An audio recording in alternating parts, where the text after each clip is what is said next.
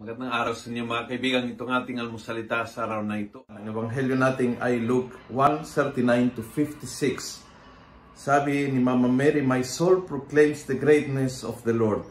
Then she goes to say, "He has put down the mighty from their thrones, lifted up those who are downtrodden.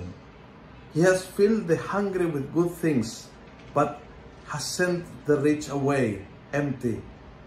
He held out his hand to Israel, his servant, for he remembered his mercy, even as he promised to our fathers, to Abraham, and his descendants forever."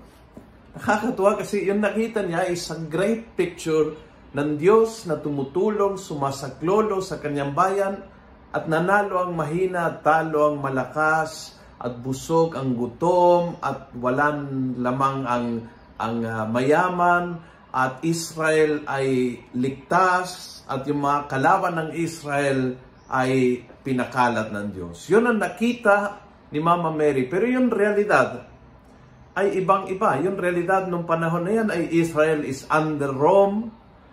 So the powerful are in control, not the weak. Gutom ang gutom, busog ang mayaman. But Mama Mary says the opposite. What a faith!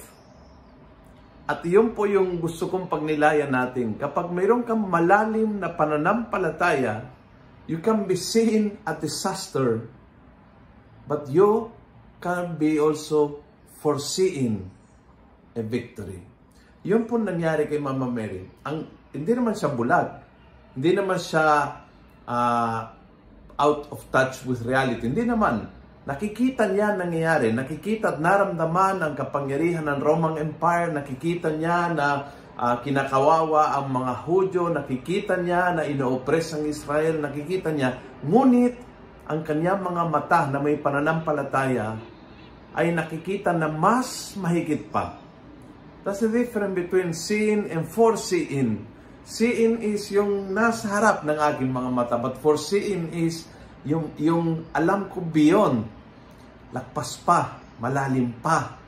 Ang plano ng Diyos na hindi kaya ni numang emperador sirain o wasakin. Ang plano ng Diyos na nagmamahal at nagpapatagumpay sa kanyang bayang Israel.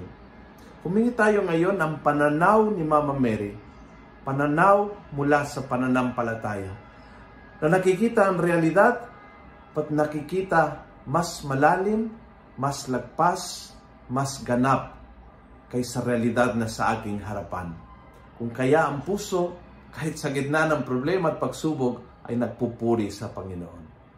Kung nagustuhan mo ang video nito, pass it on. Punuin natin ang good news sa social media at gawin natin viral, araw-araw ang salita ng Diyos. God bless.